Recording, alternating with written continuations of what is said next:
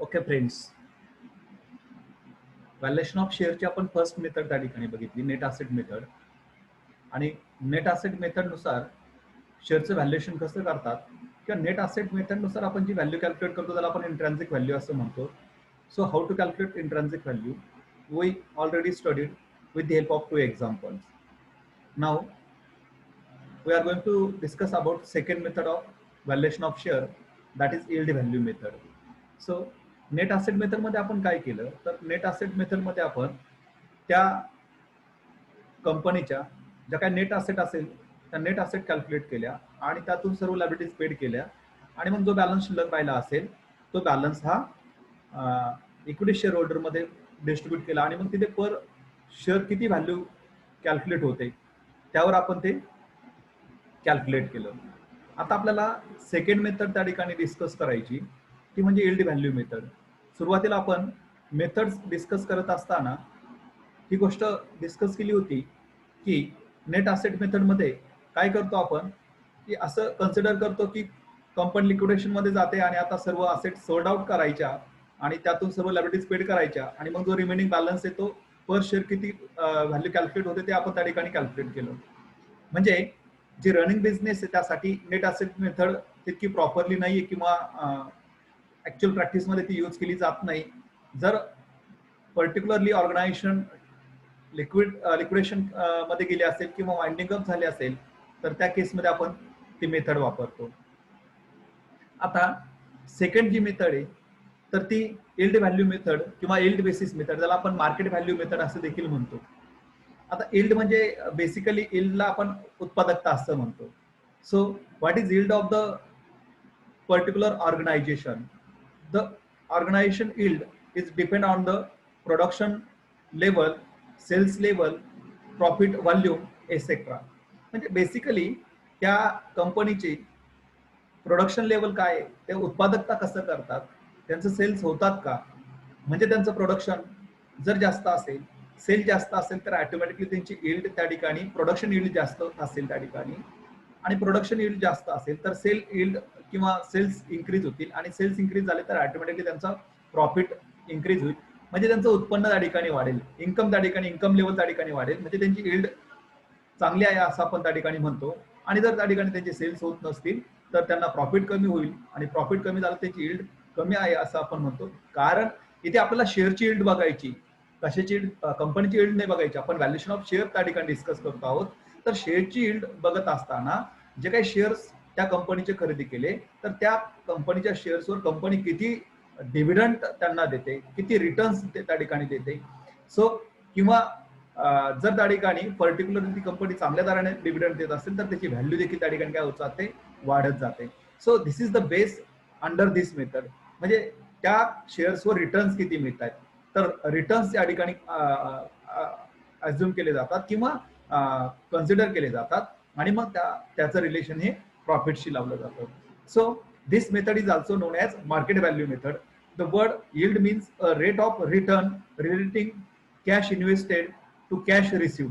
म्हणजे जितके त्या शेअर होल्डरने कॅश शेअर्स मध्ये इन्व्हेस्ट केली आणि त्याच्या रिटर्न्स मध्ये कॅशमध्ये किती त्यांना रिटर्न्स मिळणार आहे और एक्सपेक्टेड टू बी रिसिव्ड, किंवा त्यांना किती मिळणार आहे. म्हणजे डिव्हिडंड आत्ता मिळतोय आणि जर त्यांनी शेअर रिटर्न केले, शेअर जर सोल्ड आउट केले तर त्यापासून त्यांना किती पैसे मिळत आहेत. म्हणजे 100 रुपयाच्या शेअरवर त्यांना डिव्हिडंड किती मिळाला आतापर्यंत आणि प्लस त्या ठिकाणी जर तो सोल्ड केला तर ते किती पैसे मिळाले, म्हणजे एकूण किती पैसे मिळाले हे त्याचे रिटर्न्स त्या ठिकाणी चेकआउट होतात. तर त्याला आपण यील्ड असं म्हणतो. It means yield is the effective rate of return. म्हणजे त्याचा त्या शेअर्सवर रिटर्न किती मिळाला, इफेक्टिव्ह रेट किती मिळाला, किती पर्सेंटेजनी रिटर्न मिळाला ऑन इन्व्हेस्टमेंट त्या गुंतवणुकीवर, which is invested by the investor. Following are the types of yield. There are 2 types of yield, earning yield and dividend yield. Earning yield is depends on the profit of the organization, and second dividend yield. Dividend yield is depend on the what percentage dividend received to the particular on the share to the shareholder. Earning yield. Earning yield is based on profit. Earning yield कशावर depends आहे तर profit वर आहे. Okay. A company cannot grow and can never be in position to increase its dividend if it distribute all of its profit as dividend. Company त्यांचा सर्व जो profit होतो तो शेअर होल्डर मध्ये जर डिस्ट्रीब्यूट करून दिला किंवा शेअरवर डिव्हिडंड म्हणून वाटून दिला राहिलेला प्रॉफिट, तर त्या कंपनीचं ग्रोथ होऊ शकत नाही. बिकॉज त्यांना प्रॉफिट फक्त डिव्हिडंड म्हणून वाटता येत तर नाहीच. त्या ऍक्ट पण त्या ठिकाणी कंपनीच्या ऍक्ट मध्ये ते रिस्ट्रिक्शन आहे.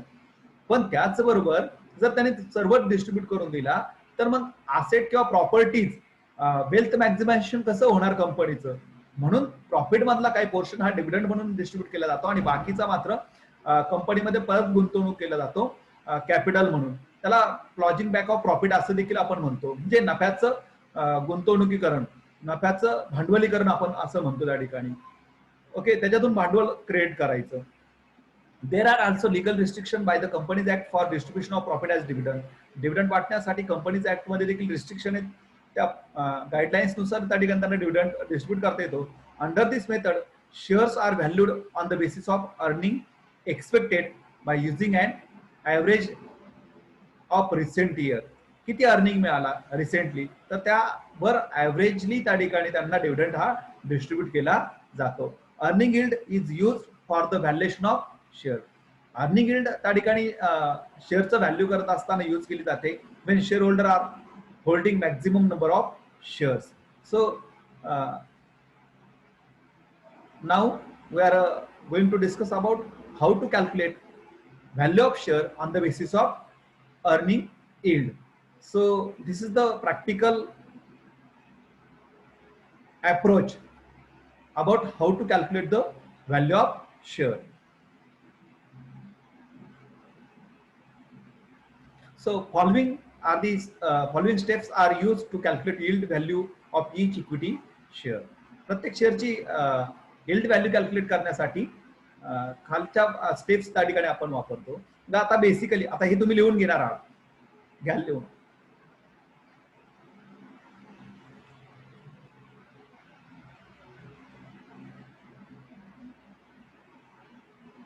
ओके, तर यामधली स्टेप फर्स्ट काय करतो आपण, कॅल्क्युलेशन ऑफ ऍव्हरेज प्रॉफिट. आता आपण मागे बघितलं की पास्ट परफॉर्मन्स त्या ठिकाणी चेकआउट केला जातो.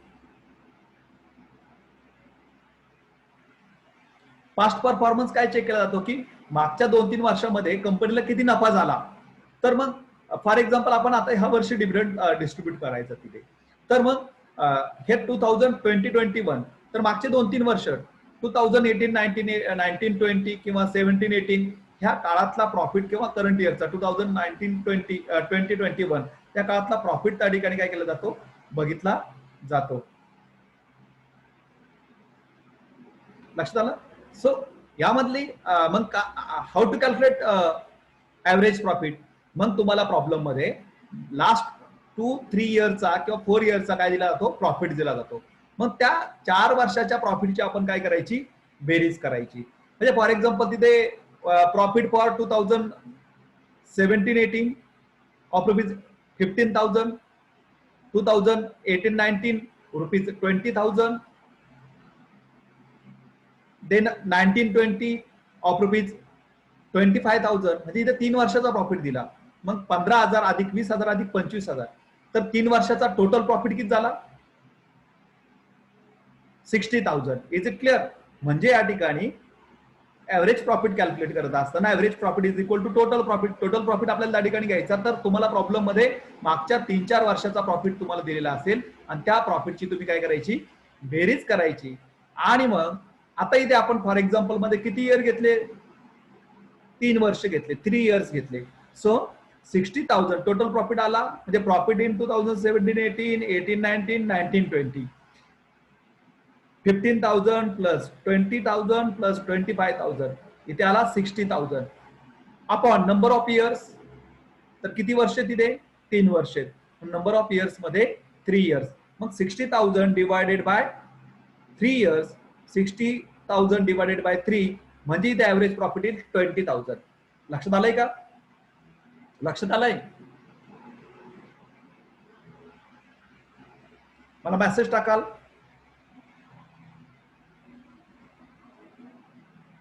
ऍव्हरेज प्रॉफिट कसं कॅल्क्युलेट करायचं लक्षात आलंय.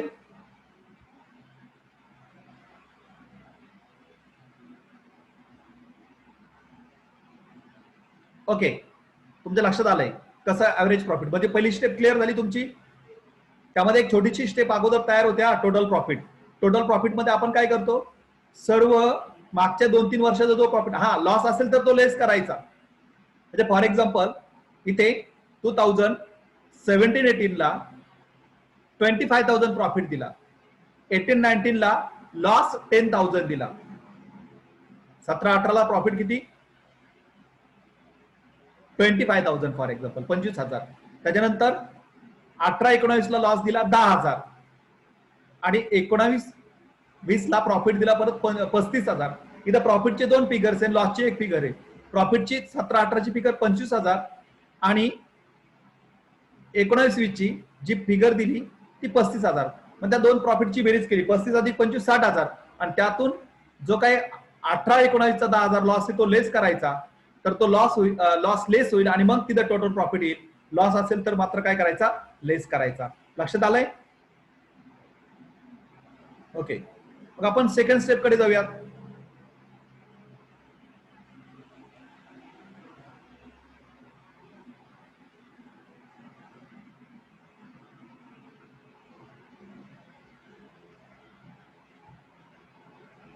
ओके, सो टोटल प्रॉफिट कसं काढायचं, average profit. Average profit is equal to total profit upon number of years. Then this is the second step, calculation of maintainable profit. Maintainable profit इथे calculate करावा लागतो. म्हणजे profit, maintainable profit calculate करण्यासाठी काय करायचं, तिथे तुमचा जो ऍव्हरेज प्रॉफिट आला, आता ऍव्हरेज प्रॉफिट किती आला तिथे 20,000, बरोबर ना, किती आला 20,000. पण तुम्हाला प्रॉब्लेम मध्ये दिलेलं असतं, म्हणजे बघा सर्वच प्रॉफिट डिव्हिडंड म्हणून वाटता येणार नाही, तर काही प्रॉफिट मधला पोर्शन हा तुम्हाला रिझर्व्हला ट्रान्सफर करावा लागतो, जनरल रिझर्व्हला. ओके, सो आता मेंटेनेबल प्रॉफिट कसा कॅल्क्युलेट करायचा, तुमच्या फर्स्ट स्टेप मध्ये तुम्ही ऍव्हरेज प्रॉफिट कॅल्क्युलेट केला, बरोबर ना. ऍव्हरेज प्रॉफिट किती आला तुमचा 20,000, किती आला 20,000, आणि तुमच्या प्रॉब्लेम मध्ये पर्सेंटेज दिलेले असतात, रिझर्व्हला किती ट्रान्सफर करायचे, 5% ट्रान्सफर टू जनरल रिझर्व्ह. मग आता इथे कसं कॅल्क्युलेट करणार तुम्ही, बघा ऍव्हरेज प्रॉफिट किती तुमचा 20,000 आणि तुम्हाला रिझर्व्हला किती ट्रान्सफर करायला लावला 5% किंवा 10%, किती 10%. पण 10% कशाच्या, तर ह्या ऍव्हरेज प्रॉफिटच्या. मग ऍव्हरेज प्रॉफिट तुमचा 20,000, तर ऍव्हरेज प्रॉफिटच्या 10% म्हणजे किती 2,000. म्हणजे 20,000 वजा 20,000 मायनस 2,000 इज इक्वल टू 18,000. म्हणजे मेंटेनेबल प्रॉफिट किती येईल इथे 18,000. लक्षात येत आहे ना.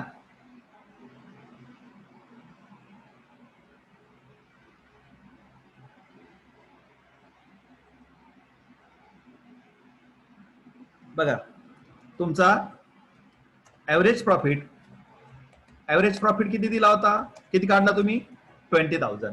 आता या 20,000 मधून मेंटेनेबल प्रॉफिट तुम्हाला नेक्स्ट स्टेप कॅल्क्युलेट करायची.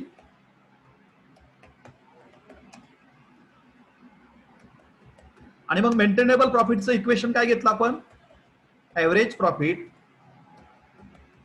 Minus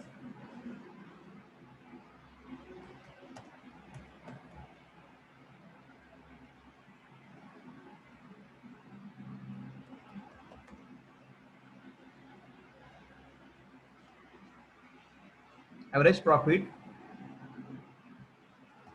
minus percentage of transfer to reserve. Okay, मग आता इथे बघा maintainable profit is equal to average profit तुमचा 20,000 मायनस ट्रान्सफर करायचा. आता इथे ऍडजस्टमेंट मध्ये 10% सांगितला, म्हणजे मेंटेनेबल ऍव्हरेज प्रॉफिटच्या 20%, म्हणजे 20% ऑफ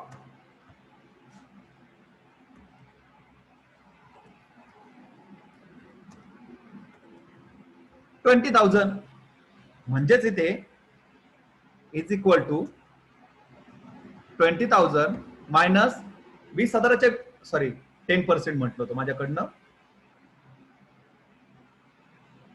20% झालं तिथे.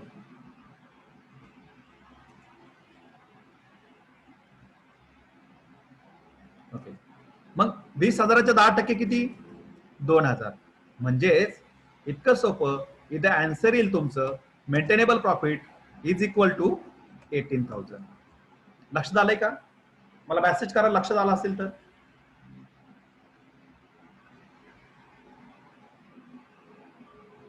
समजलं? ओके.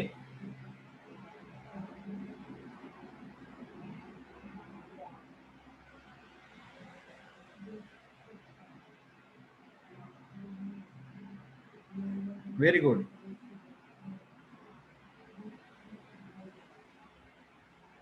पुढच्या स्टेपकडे जातोय आपण. मेंटेनेबल प्रॉफिट झाला. मेंटेनेबल सेकंड स्टेप झाली. इथे तिसऱ्या स्टेप कडे येतोय आपण. Calculation of capitalise value.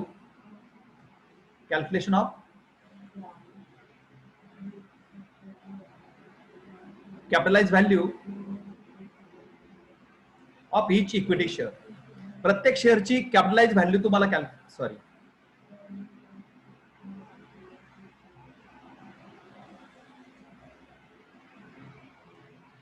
Calculation of capitalise value of maintainable profit.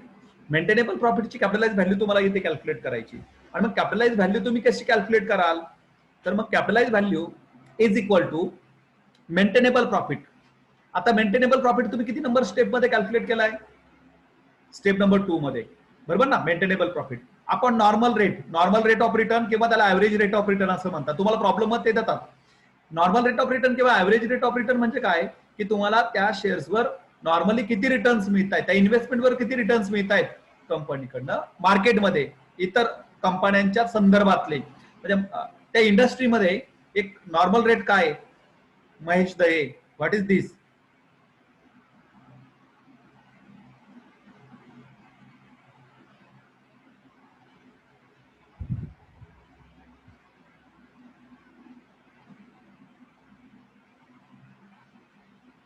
तर तो नॉर्मल रेट आपल्याला इथे कॅल्क्युलेट करायचा. Maintainable profit upon normal rate of return किंवा नॉर्मल रेट म्हटलं तरी चालतं किंवा त्याला ऍव्हरेज रेट ऑफ रिटर्न म्हटलं तरी चालतंय. मग मेंटेनेबल प्रॉफिट तुम्ही सेकंड स्टेप मध्ये कॅल्क्युलेट केलं ते घ्यायचं आणि तुम्हाला नॉर्मल रेट ऑफ रिटर्न त्याचा पर्सेंटेज किती दिलेला असतो 10%, 5%, तो तिथे घ्यायचा नॉर्मल रेट ऑफ रिटर्न आणि मल्टिपल बाय 100. ही येते तुम्हाला capitalise value of maintainable profit. So this is the step number 3.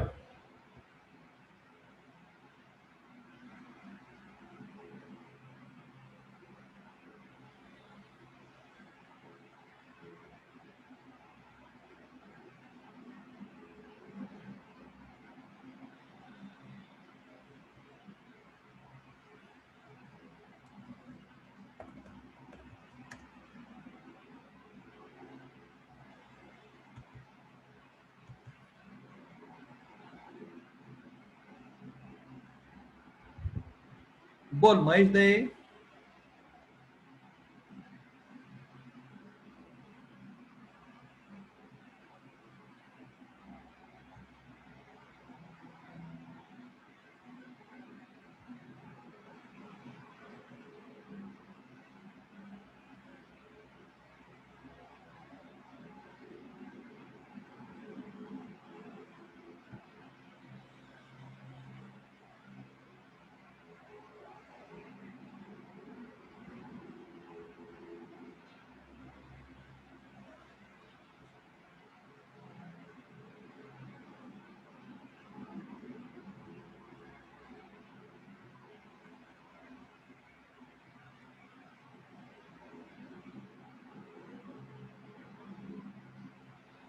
Okay, ही झाली तुमची स्टेप नंबर 3. स्टेप नंबर 3 मध्ये तुम्ही काय केलं? Capitalise value of maintainable profit calculate केलं. लक्षात आलंय का ही स्टेप? मेंटेनेबल प्रॉफिट तुम्ही 2 नंबर स्टेप मध्ये कॅल्क्युलेट केलं आणि divided by normal rate of return, तो तुम्हाला पर्सेंटेज दिलेला असणार प्रॉब्लेम मध्ये, तो घेतला आणि मल्टिपल बाय 100 घेतलं. ओके, त्यानंतर आपण लास्ट स्टेप कडे जात आहोत.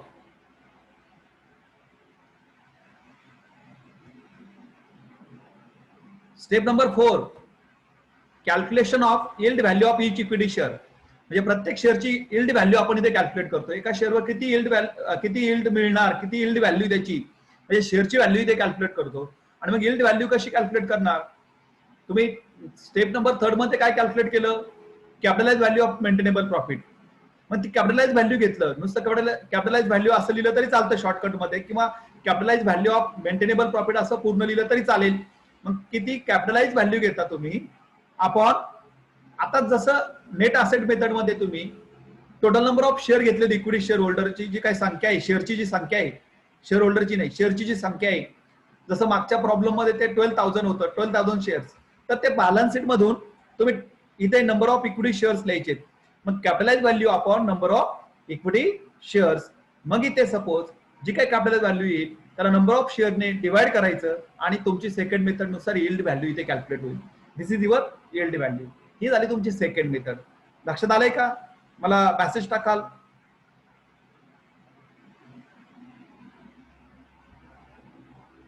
लक्षात आलंय? ओके.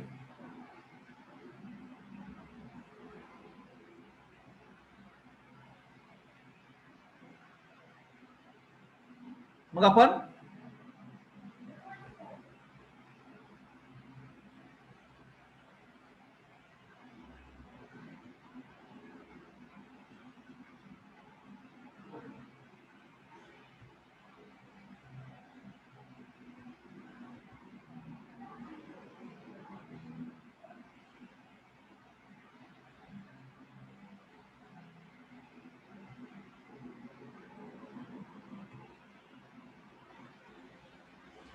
थर्ड मेथड कडे जाऊयात आपण, फेअर व्हॅल्यू मेथड.